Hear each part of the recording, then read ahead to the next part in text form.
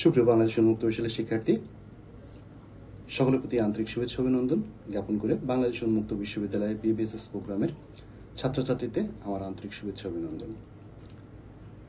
বাংলাদেশ উন্মুক্ত বিশ্ববিদ্যালয়ে বিবিএসএস প্রোগ্রামের আজকে আমরা বিবিএসএস প্রোগ্রামের প্রথম এবং দ্বিতীয় সেমিস্টারের কয়েকটি বিষয় নিয়ে আলোচনা করব। লাইভ ক্লাসটি দেখতে থাকুন এবং বাংলাদেশ উন্মুক্ত বিশ্ববিদ্যালয়ের যে সমস্ত বাংলাদেশ উন্মুক্ত বিশ্ববিদ্যালয়ে পেজ চালান বা বিভিন্ন গ্রুপের সাথে সংশ্লিষ্ট যে সদস্যবৃন্দ আছে, তো আমার আন্তরিক শুভেচ্ছা ও অভিনন্দন রইল। তো আজকের ক্লাসে আমরা অনেকগুলো সাবজেক্ট সম্পর্কে আলোচনা করব। পুরো বিষয়টি সহ পুরো বিষয়টি আমাদের হচ্ছে গিয়ে 6টা বিষয় আমরা ক্লাস নেব। তো সুপ্রিয় শিক্ষার্থী, আপনারা হয়তো অবগত আছেন যে 2023 এবং 24 সালের যে সমস্ত শিক্ষার্থী আছেন, তো তাদের পরীক্ষা কিন্তু একসাথে অনুষ্ঠিত হবে। তো সুপ্রিয় শিক্ষার্থী, প্রথমে আমরা ক্লাসের শুরুতে আমরা বাংলা ভাষা 1-এর ক্লাসটি দিয়ে শুরু করছি এবং সুপ্রিয় শিক্ষার্থী, আমাদের 100% কমন সাজেশনটি পেতে এবং সাথে সাথে অনলাইন ক্লাস করতে আপনারা অবশ্যই আমাদের সাথে যোগাযোগ করবেন। তো ক্লাসটি শুরু করছি। তো প্রথমে বাংলা ভাষা 1-এর আমরা একটি গুরুত্বপূর্ণ প্রশ্ন সম্পর্কে আলোচনা করব। তো আমরা প্রতিনিয়ত চেষ্টা করি যে গুরুত্বপূর্ণ প্রশ্নগুলো সম্পর্কে আলোচনা করতে এবং শিক্ষার্থীদের বিভিন্নভাবে আমরা কিন্তু বিভিন্ন প্রশ্নগুলো সম্পর্কে গুরুত্বপূর্ণ প্রশ্ন সম্পর্কে কিন্তু আলোচনা করে থাকি।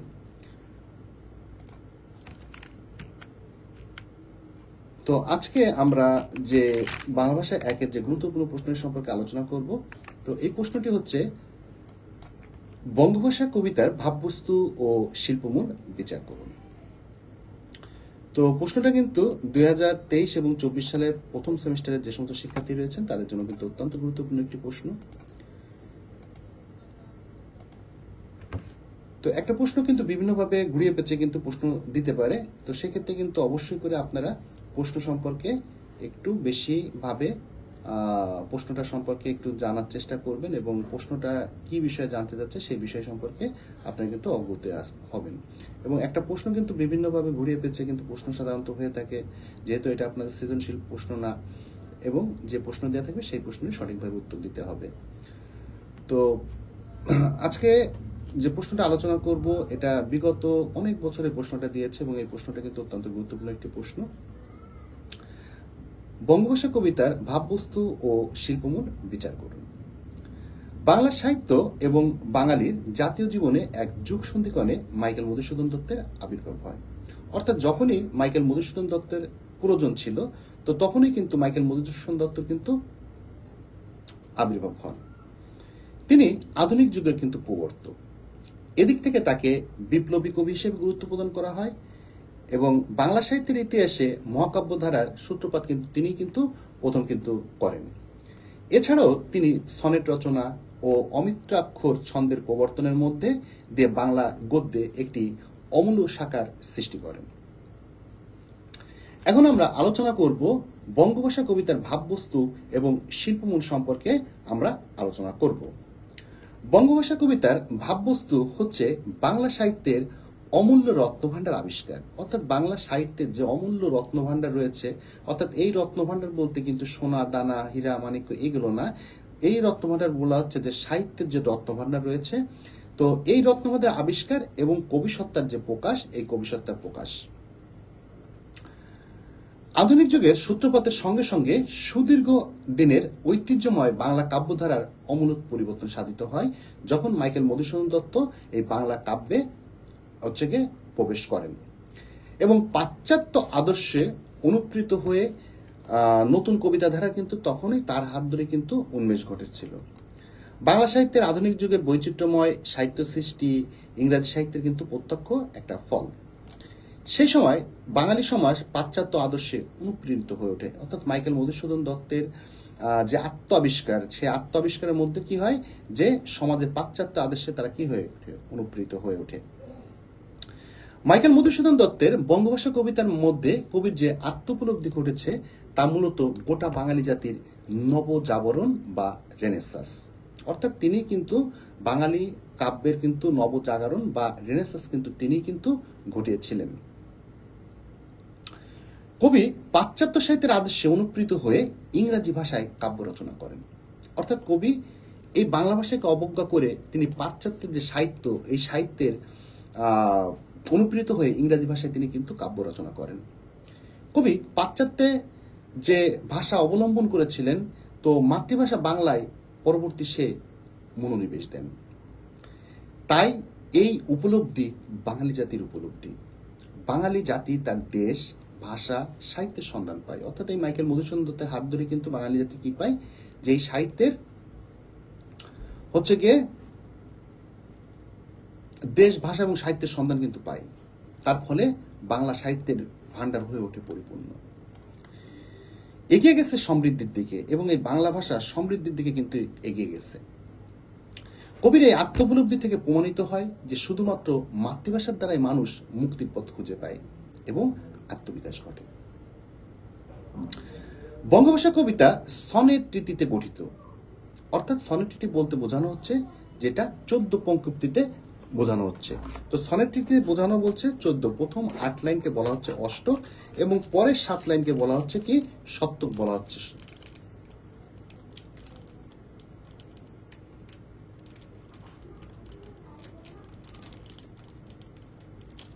অর্থাৎ প্রথম 8 লাইনকে বলা হচ্ছে অষ্টক, এবং পরের যে 8 লাইন, এটাকে 6 লাইন, তাকে বলা হচ্ছে কি ষষ্ঠক বলা হচ্ছে।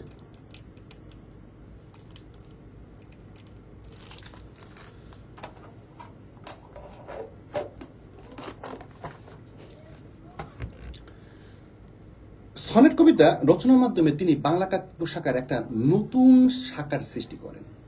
ইতালির কবি পত্রিকার আদর্শে মধুসূদন অধিকাংশ সনেট রচনা করেন। বঙ্গভাষা কবিতাটি অমিত্রাক্ষর ছন্দে সনেট রীতিতে কাব্যের সৌন্দর্য ফুটে উঠেছে। তার কাব্য বিষয়ে নির্বাচন, প্রকাশভঙ্গি এবং ভাবে এবং ভাষায় অভ্যন্তরীণ এবং বাহ্যিক বৈশিষ্ট্যের এক অপূর্ব শিল্পকৌশলতা কিন্তু ফুটে উঠেছে। এই কবিতায় কবির হৃদয়ের একটি সম্পূর্ণ অনুভূতি 14 পঙ্ক্তি অর্থাৎ 14 লাইনের মধ্যে আঙ্গিকী বৈশিষ্ট্য সহকারে প্রকাশ পেয়েছে। সেই সাথে জীবন সম্পদকে পরিণত চিন্তারূপ লাভ করেছে, এবং কবিতাটির সৌন্দর্য ফুটে উঠেছে শান্তিরসের মহিমায়। বঙ্গভাষা কবিতা প্রথম কবির মর্মবেদনা প্রকাশ হয়েছে, এবং তিনি স্বীকৃয় ভাষা, দেশ ও সাহিত্যের রত্নভাণ্ডারে কিন্তু খোঁজ পেয়েছেন। কবির এই নতুন আবিষ্কার বাংলা সাহিত্যে করেছে সমৃদ্ধ, এবং কবিতার তার মানসিক অবস্থার প্রতিফলিত হয়েছে। সুপ্রিয় শিক্ষার্থী, এটা ছিল আমাদের বাংলা ভাষা একের একটি গুরুত্বপূর্ণ প্রশ্ন। এখন আমরা আলোচনা করব সিভিক এডুকেশন অনের একটি গুরুত্বপূর্ণ প্রশ্ন সম্পর্কে আলোচনা করব। তো বাংলা ভাষা সিভিক এডুকেশন ওয়ান সহ গুরুত্বপূর্ণ বিষয়গুলো সাধারণত আমরা প্রতিনিয়ত পড়িয়ে থাকি। গুরুত্বপূর্ণ সাবজেক্ট, সব সাবজেক্টই গুরুত্বপূর্ণ, এবং গুরুত্বপূর্ণ প্রশ্নগুলো সাধারণত আমরা আলোচনা করে থাকি। এখন আমরা আলোচনা করব সিভিক এডুকেশন অনের 2023-24 সালের যে সমস্ত শিক্ষার্থী রয়েছেন যাদের পরীক্ষা এই চলতি বছরে অর্থাৎ 2025 সালে, তাদের জন্য একটি গুরুত্বপূর্ণ প্রশ্ন সম্পর্কে আলোচনা করব। তো আজকের প্রশ্ন রয়েছে নাগরিকতা অর্জনের পদ্ধতিসমূহ আলোচনা করুন। অর্থাৎ একটা ব্যক্তি কিভাবে একটা নাগরিকতা অর্জন করতে পারে এবং কিভাবে সেটা সম্ভব, এবং একসাথে অনেক দেশে সে কিভাবে নাগরিকত্ব অর্জন করতে পারে।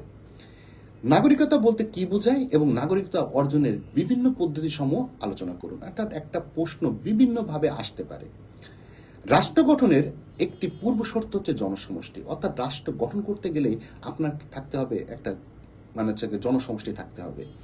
যখন একটি রাষ্ট্র পূর্ণাঙ্গভাবে আত্মপ্রকাশ করে, তখন সেই রাষ্ট্রের জনসমষ্টি নাগরিক হিসেবে বিবেচিত হয়। নাগরিকদের দায়িত্ব কর্তব্য জ্ঞানের উপর রাষ্ট্রের কার্যক্রমের সফলতা ও ব্যর্থতা নির্ভর করে। শুধুমাত্র জন্মসূত্রেই নয়, বর্তমানকালে অনুমোদন সূত্রেও অনেক রাষ্ট্রের নাগরিকত্ব লাভ করা যায়। নাগরিকতা সম্পর্কে এখন আমরা আলোচনা করব। সাধারণত নগরের অধিবাসীদের নাগরিক বলা হয়। অর্থাৎ নগরের যে সমস্ত অধিবাসী আছে তাদেরই নাগরিক বলা হয়। শব্দগতভাবে বলা হয় যে কোনো রাষ্ট্রের সদস্য সেই রাষ্ট্রের নাগরিক বলা হয়। অর্থাৎ কোনো একটা রাষ্ট্রের সদস্যকে সেই রাষ্ট্রের নাগরিকও বলা হয়। কিন্তু আধুনিককালে নাগরিকতা ব্যাপক অর্থে ব্যবহৃত হয়। রাষ্ট্রের সদস্য আজকাল নাগরিকের মূল স্রোত। এই সম্পর্কে আমরা কয়েকজন রাষ্ট্রবিজ্ঞানীর মতামত আলোচনা করব। কেলসন বলেন, নাগরিকতা অথবা রাষ্ট্রের সদস্য হিসেবে কোনো ব্যক্তির পদমর্যাদা, অর্থাৎ নাগরিকতা হচ্ছে কোনো ব্যক্তির জাতীয়তা বা রাষ্ট্রের সদস্য হিসেবে কোনো ব্যক্তির পদমর্যাদা। অধ্যাপক লাস্কি বলেন, নাগরিকতা সার্বক্ষণিক কল্যাণের জন্য ব্যক্তির সুচিন্তিত বিচার বুদ্ধির প্রয়োগ।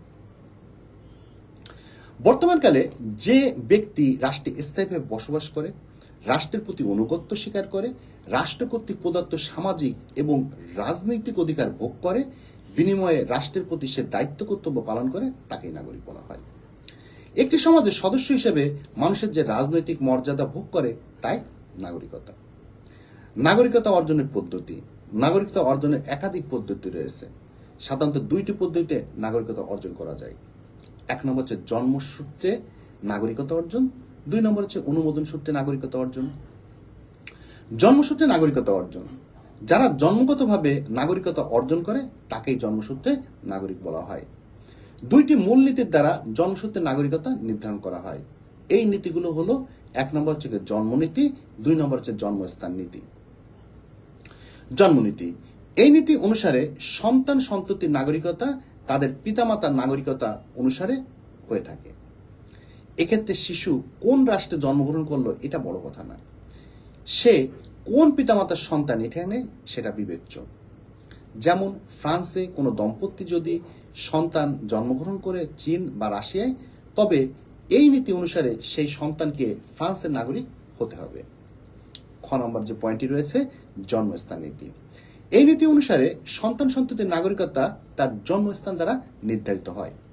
অর্থাৎ শিশু যে রাষ্ট্রে জন্মগ্রহণ করে তার পিতামাতা অন্য যে কোনো রাষ্ট্রের হোক না কেন, স্থানগতভাবে ওই রাষ্ট্রের নাগরিকতা লাভ করে। যেমন ব্রিটেন, আর্জেন্টিনা প্রভৃতি দেশ এই নীতি অনুসরণ করে। এরপরে চলে আসবো যে পয়েন্টটি রয়েছে, অনুমোদন সূত্রে নাগরিকতা অর্জন। জন্মসূত্র বাদ দিয়ে যদি রাষ্ট্রের আইন অনুমোদিত পদ্ধতি অবলম্বন করে যে কোনো রাষ্ট্রের নাগরিক হওয়া সম্ভব, এই পদ্ধতিকে অনুমোদন পদ্ধতি বলা হয়। অর্থাৎ এক দেশের নাগরিক যদি নির্দিষ্ট কতগুলো শর্ত পালন সাপেক্ষে অন্য দেশের সরকারের নিকট আবেদন করে নাগরিকতা অর্জন করে, তখন তাকে অনুমোদন সূত্রে নাগরিকতা বলা হয়।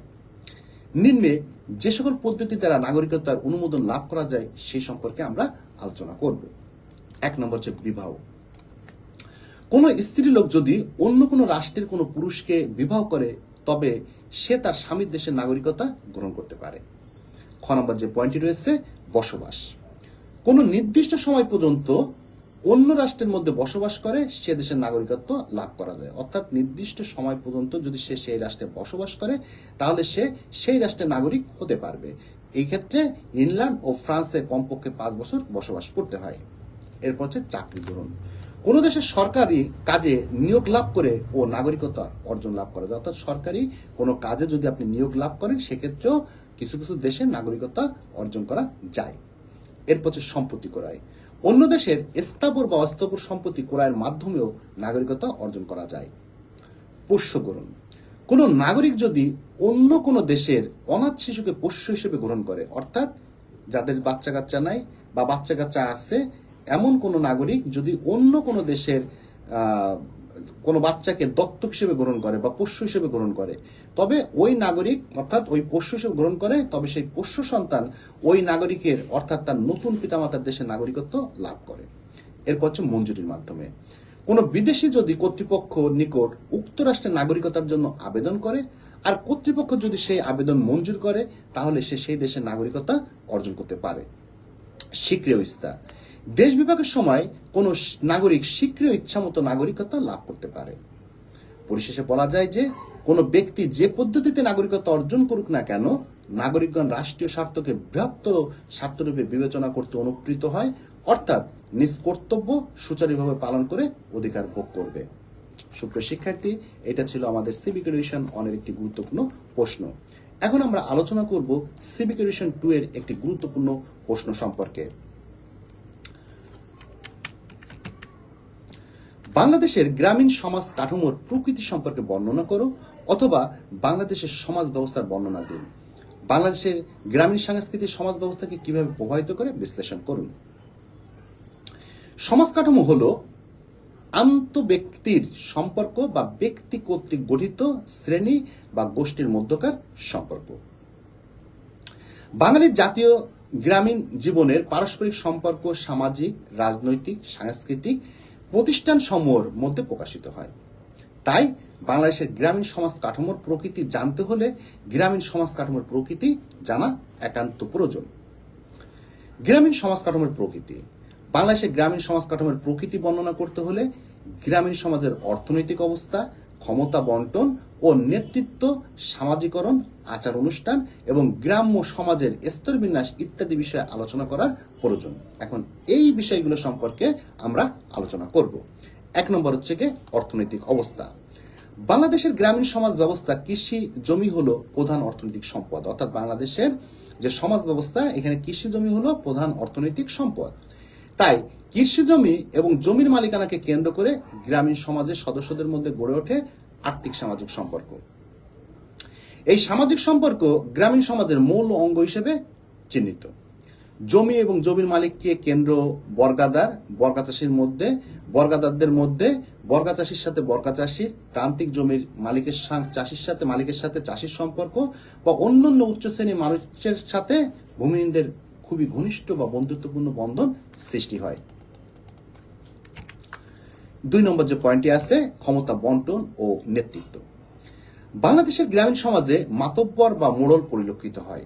অর্থাৎ গ্রামে যাদের ধন সম্পদ অর্থ জমি জমার বেশি আছে তাদের কি গ্রামের মাতব্বর বা মোড়ল পরিলক্ষিত হয়। গ্রামের ক্ষমতার মূলত তাদের হাতেই থাকে।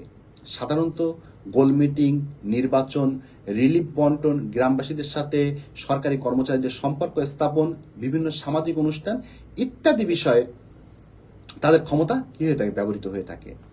এরপর থেকে সামাজিকরণ ব্যবস্থা। বাংলাদেশের যে গ্রামীণ সমাজ, এই গ্রামীণ সমাজের পরিবার, বিদ্যালয়, মক্তব, মসজিদ ইত্যাদি শিশুদের সামাজিকরণের কাজ করে থাকে। এরপর হচ্ছে আচার অনুষ্ঠান। বিভিন্ন ধরনের অনুষ্ঠানের মাধ্যমে গ্রামীণ সমাজে বিভিন্ন লোকেদের মাঝে গড়ে ওঠে সৌহার্দ্যপূর্ণ সম্পর্ক, যেমন নাম রাখা, খাতনা, বিবাহ, মৃতের কুলখানি, মরণোত্তর ধর্মীয় অনুষ্ঠান ইত্যাদি অনুষ্ঠানে সকলের মাধ্যমে সম্প্রীতি পরিলক্ষিত হয়। উপরোক্ত আলোচনা থেকে আমরা একথা স্পষ্টভাবে বলতে পারি, বাংলাদেশের গ্রামীণ সমাজ কাঠামোর উল্লেখিত প্রকৃতি দেখা যায়। তবে কালের আবর্তে গ্রামীণ সমাজ কাঠামোর পরিবর্তন আসতে থাকে। এটা ছিল আমাদের সিভিক এডুকেশন 2 এর একটি গুরুত্বপূর্ণ প্রশ্ন। এখন আমরা রাষ্ট্রতত্ত্বের একটি গুরুত্বপূর্ণ সম্পর্কে আলোচনা করব।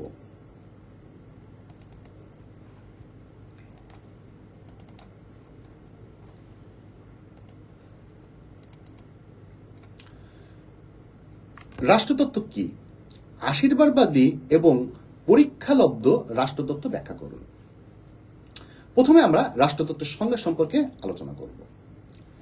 রাষ্ট্রতত্ত্ব বলতে আমরা সাধারণত যা বুঝি তা হলো কোনো নির্দিষ্ট বা বিশেষ চিন্তাবিদের রাজনৈতিক ধারণা। এখানে বলা হচ্ছে কোনো নির্দিষ্ট এবং বিশেষ চিন্তাবিদের রাজনৈতিক ধ্যান ধারণা।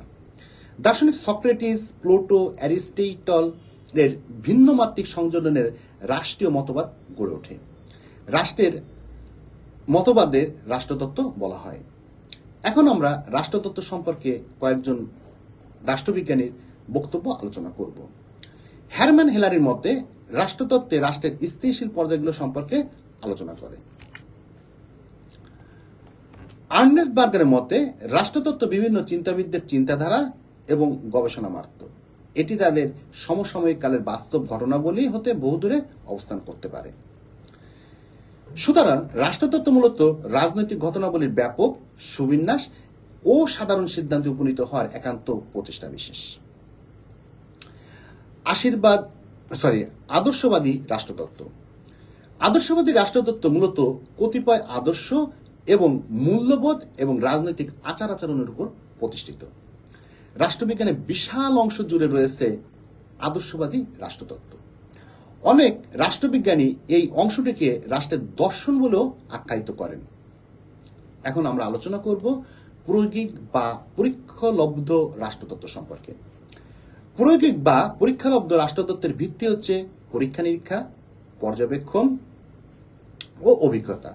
বাস্তব ঘটনাবলী এবং পর্যবেক্ষণযোগ্য বিষয়াদি হচ্ছে এই ধরনের রাষ্ট্রতত্ত্বের মূল বিষয়বস্তু। এই তত্ত্বের বিভিন্ন পর্যায় রয়েছে এবং পর্যায়গুলো পরস্পর সম্পর্কযুক্ত। উল্লেখ্য: সমস্যা নির্ধারণ, পর্যবেক্ষণ, সাধারণ সূত্র আবিষ্কার। সাধারণ সূত্রগুলোর পরীক্ষা নিরীক্ষা ও প্রয়োগ অ্যারিস্টটলের বাস্তববাদী দৃষ্টিভঙ্গি এর প্রকৃত উদাহরণ। বলা বাহুল্য, রাষ্ট্রতত্ত্বের পরীক্ষালব্ধ অংশ নিয়ে রাষ্ট্রবিজ্ঞান গড়ে উঠেছে। এভাবে বলা যায় যে ভাবাত্মিক এবং আদর্শ নির্ভর রাষ্ট্রতত্ত্বের রাজনৈতিক দর্শনের একটি অংশ। এখন আমরা সমাজতত্ত্বের একটি গুরুত্বপূর্ণ প্রশ্ন সম্পর্কে আলোচনা করব।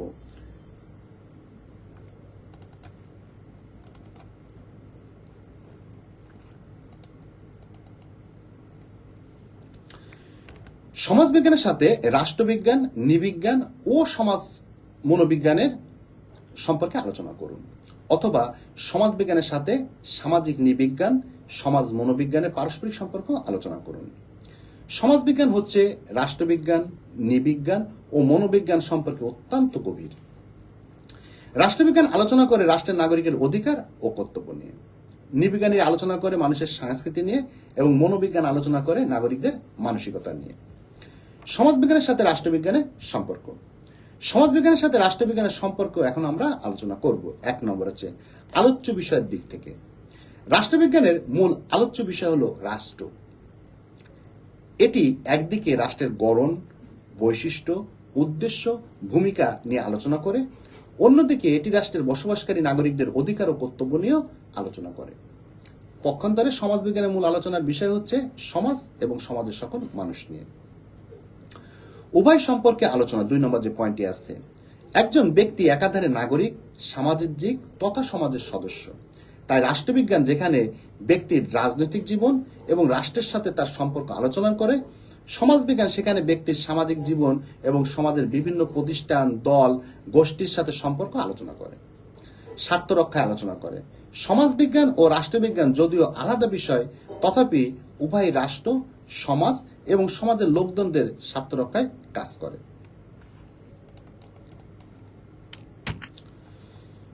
এরপরে আছে সমাজতাত্ত্বিক বিশ্লেষণ। সমাজবিজ্ঞানকে রাষ্ট্রবিজ্ঞানের অন্যতম শাখা হিসেবে বিবেচনা করা হয়। সমাজবিজ্ঞান রাজনৈতিক ঘটনাবলীর সমাজতাত্ত্বিক বিশ্লেষণ করে থাকে। অতএব দেখা যায় যে সমাজবিজ্ঞানী সমাজের গবেষণার পাশাপাশি রাজনৈতিক বিষয়েও গবেষণা করে। নির্ভরশীলতার ক্ষেত্রে নির্ভরশীলতার দিক থেকে সমাজবিজ্ঞান ও রাষ্ট্রবিজ্ঞান একে অন্যের উপর নির্ভর করতে হয়। সমাজবিজ্ঞানের সাথে সমাজ নৃবিজ্ঞানীদের সম্পর্ক। সমাজ ও সাংস্কৃতিক আলোচনায় সাংস্কৃতিক নৃবিজ্ঞানের সাথে সমাজবিজ্ঞান ওতপ্রোতভাবে জড়িত। এই দুয়ের মধ্যে তুলনায় প্রশ্ন আসে যখন সামাজিক ও সাংস্কৃতিক বিজ্ঞানের তুলনা আসে। সাংস্কৃতিক নৃবিজ্ঞান বিবাহ, পরিবার, ধর্ম, রাষ্ট্র, অনুষ্ঠান প্রভৃতির প্রকৃতি সম্পর্কে আলোচনা করে এবং গবেষণা জাতিতত্ত্ব, তুলনামূলক জাতিতত্ত্ব, ভাষাতত্ত্ব এবং প্রত্নতত্ত্বের সাহায্য নিয়ে আলোচনা করে থাকে। এখন আমরা সমাজবিজ্ঞান এবং মনোবিজ্ঞানের যে সম্পর্কগুলো আছে এই সম্পর্কগুলো সম্পর্কে আলোচনা করব। সমাজবিজ্ঞানের আলোচ্য বিষয় হলো সমাজস্থ মানুষ, আর মনোবিজ্ঞানের সেই সমাজস্থ মানুষের মনোজগৎ ও মানবিক আচরণবিধি নিয়ে আলোচনা, গবেষণা ও বিশ্লেষণ করে। বিষয়বস্তুর গভীরতা। সমাজ হলো মানুষের পারস্পরিক বন্ধনের যৌগিক রূপ, অর্থাৎ মানুষের স্নেহ, ভালোবাসা, ভ্রাতৃত্ববোধ, পরস্পরের প্রতি সামাজিক সহানুভূতি, সামাজিক রীতি, প্রথা, মূল্যবোধ সংরক্ষণ সকলই হচ্ছে মনোবিজ্ঞানের বিষয়। এরপর হচ্ছে মানসিকতার দিক থেকে সম্পর্ক। মানুষের মানসিকতার বহিঃপ্রকাশই হচ্ছে সমাজ, আর মানসিকতার বন্ধনের মূলেই রয়েছে মানুষের এক বিশেষ ধরনের মানসিকতা এবং তাকে মনোবিজ্ঞান বিশ্লেষণ করে। 4. উভয় ব্যক্তিকেন্দ্রিক। মনোবিজ্ঞানকে মানসিক আচরণ বিজ্ঞান বলা হয়, যা স্বাভাবিকভাবে ব্যক্তিকেন্দ্রিক। সমাজবিজ্ঞানী ম্যাককাইভারের মতে সমাজ জীবনে যা কিছু একজন জীবিত মানুষ করে কিংবা যা কিছু ইতিহাস ও অভিজ্ঞতা হতে পাওয়া যায় তার সবই হলো মানসিক ঘটনা। তাই বলা হয় যে মনোবিজ্ঞান মানুষের মানসিক শান্তির শক্তির ভারসাম্য পরীক্ষা নিরীক্ষা করতে পারে। পরিশেষে বলা যায় যে সমাজবিজ্ঞানে উল্লেখিত বিষয়গুলোর সাথে কোনো না কোনো ভাবে এটা জড়িত, মনোবিজ্ঞান কোনো না কোনো ভাবেই জড়িত। সুপ্রিয় শিক্ষার্থী, সমাজতত্ত্ব বা সমাজবিজ্ঞান ক্লাসটি শেষ হলো। এখন আমরা চলে আসব ইংলিশ ল্যাঙ্গুয়েজ স্কিল সম্পর্কে। তো ইংলিশ ল্যাঙ্গুয়েজ স্কিলে পাস করা কিন্তু অত্যন্ত সোজা এবং প্লাস পাওয়া কিন্তু আরো সোজা। এটা কেন বলছি, যে ইংলিশ ল্যাঙ্গুয়েজ স্কিল জিনিসটা যদি আপনি বুঝতে পারেন যে ভাষা দক্ষতা, অর্থাৎ ভাষা দক্ষতা বলতে প্রশ্ন যেখান থেকে আসুক না কেন আপনি যাতে প্রশ্নটা 100% লিখতে পারেন এবং সেটা বিভিন্নভাবে যদি লিখতে পারেন, মুখস্থ করে লিখতে পারেন, বাড়ি লিখতে পারেন, অথবা বিভিন্ন ফরম্যাট মুখস্থ করতে পারেন। যাদের মুখস্থ বিদ্যা ভালো তারা বিভিন্ন অনেক প্যারাগ্রাফ, অনেক কম্পোজিশন, অনেক জব অ্যাপ্লিকেশন, অনেক লেটার, অনেক ডায়লগ, অনেক সামারি, অনেক স্টোরি, এগুলো মুখস্থ করতে পারবেন, কম্পোজিশন। তো যাদের মুখস্থ নাই, মুখস্থর দরকার নেই, যারা বানিয়ে লিখতে পারেন তারা যে কোনো বিষয় বানিয়ে লিখতে পারেন, অর্থাৎ ফ্রি হ্যান্ড রাইটিং এ তারা লিখতে পারেন। আর যারা দুটোই না পারেন তাদের জন্য আমাদের বিভিন্ন লেকচার শিট আছে, অর্থাৎ অনেক কিছু না পড়ে যাতে করে আপনারা সংক্ষিপ্ত পদ্ধতিতে কিভাবে অনেক বিষয় মুখস্থ না করে গোটা কয়েক বিষয় যদি মুখস্থ করেন সেক্ষেত্রে আপনি যে কোনো জিনিস বানিয়ে লিখতে পারবেন। এরকম একটি বিষয় নিয়ে আমরা আজকে আলোচনা করব যে আমরা একটা ডায়লগ থেকে, অর্থাৎ ডায়লগ অবলিক কনভার্সন থেকে আপনি কিভাবে অনেকগুলো ডায়লগ লিখতে পারবেন। তো এই সম্পর্কে আমরা এখন আলোচনা করব। তো সাপোজ এখানে আমি একটা ডায়লগ সম্পর্কে আলোচনা করি যে this is a dialogue between two friends about early rising, physical exercise, morning work, hobby ইত্যাদি সম্পর্কে আপনি বা যে কোনো ভালো কিছু সম্পর্কে আসলে আপনি এই ডায়লগটা লিখলে কিন্তু আপনি 5 মার্কের ভিতরে মিনিমাম কিন্তু 5 কিন্তু পেয়ে যেতে পারবেন। যদি বানান ভুল না থাকে আপনি সঠিকভাবে লিখতে পারেন, 5-এ 5ই পাবেন। প্রথমে আপনাকে লিখতে হবে কি answer. This is a dialogue between two friends about, আমি ধরে নিলাম আর্লি রাইজিং। প্রথমে দুইজন ব্যক্তি, একজন বলবে আর একজন উত্তর করবে। অর্থাৎ প্রথমে আছে মাইসেলফ, হ্যালো মিস্টার সুমন। অর্থাৎ আপনার বন্ধুর সাথে প্রথমে আপনার দেখা হলে কি করতে হবে, হ্যালো। হ্যালো কথার অর্থ কি, ওহে। হ্যালো মিস্টার সুমন, ওহে সুমন, ওহে জনাব সুমন, হাউ আর ইউ, তুমি কেমন আছো। তো সিম্পলি বাংলায় কি বলবেন যে আপনার বন্ধুর সাথে দেখা হইলে যে বন্ধু কেমন আছো, বা ওহে তুমি কেমন আছো, বা হ্যালো ফ্রেন্ড, বা hello mister Suman, how are you, তুমি কেমন আছো। এরপরে মিস্টার সুমন উত্তর করতেছে আই এম ফাইন, আমি ভালো আছি, অ্যান্ড ইউ, তুমি কেমন আছো। এবার মাইসেলফ মানে আমি নিজে বলতেছি কি আই এম অলসো ফাইন, বা আই এম ভেরি ফাইন, বা আই এম নট ফাইন, যেটা খুশি আপনি লিখতে পারেন। আমি ভালো আছি, আই এম ভেরি ফাইন, আমি ভালো আছি, আই এম অলসো ফাইন, আমি ভালো আছি। Do you know about the importance of early rising, তুমি কি প্রত্যুষে ঘুম থেকে ওঠার ব্যাপারে জানো। বা do you know about the importance of physical exercise, তুমি কি শারীরিক ব্যায়াম সম্পর্কে জানো। মিস্টার সুমন, ইয়েস, হ্যাঁ জানি। I know significance of early rising, অর্থাৎ আমি প্রত্যুষে ঘুম থেকে ওঠার তাৎপর্য জানি। সিগনিফিকেন্স কথার অর্থ হচ্ছে তাৎপর্য। এবার মাইসেলফ আমি বলতেছি kindly give me some information about this early rising, অর্থাৎ প্রত্যুষে ঘুম থেকে ওঠার ব্যাপারে আমাকে কিছু তথ্য দাও। Mister Suman, well the purpose of early rising is to extend hour knowledge and wisdom, অর্থাৎ প্রত্যুষে যদি ঘুম থেকে উঠাই তাহলে আমাদের স্বাস্থ্য, মন এবং কি বুদ্ধি প্রজ্ঞা হয়, অর্থাৎ বেড়ে যায়। এরপরে বলা হচ্ছে যে early rising the purpose of improve our health and mind, অর্থাৎ এটা আমাদের স্বাস্থ্য এবং মন দুটোটাই ভালো রাখে। Myself, thank you very much, তোমাকে ধন্যবাদ। I have got an excellent idea, আমার একটা চমৎকার পরিকল্পনা আছে। It also purifies our mind and soul, এটা আমাদের মন এবং আত্মা কি করে পবিত্র করে। Mister Suman, thank you too, তোমাকে ধন্যবাদ। Myself, good bye. I pray two Almighty আল্লাহ, আমি আল্লাহর কাছে প্রার্থনা করি ফর ইউর বেটার সাকসেস, তোমার ভালো সফলতার জন্য। মিস্টার সুমন, গুড বাই, বিদায়, সি ইউ এগেইন। তো এই ধরনের একটা ডায়লগ দিয়ে যে সমস্ত জায়গায় ড্যাশ আছে, অর্থাৎ এই ডায়লগটা 4টা জায়গায় ড্যাশ আছে, শুধু ডায়লগটা 4টা জায়গায়, শুধু যে ডায়লগটা দিবে সেই ডায়লগের নামটা লিখলে কিন্তু আপনার কমপ্লিট হয়ে যাবে। তো সুপ্রিয় শিক্ষার্থী,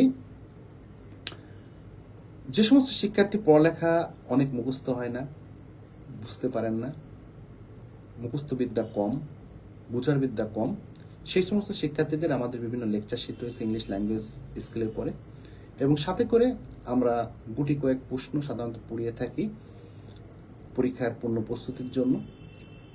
তো এবং প্রতিদিন অন্তত আপনি 2 ঘন্টা পড়ালেখা করবেন এবং প্রত্যেকটা বিষয়ে একটু গুরুত্ব সহকারে পড়ালেখা করলে কিন্তু আপনি পরীক্ষায় একটা ভালো রেজাল্ট করতে পারবেন।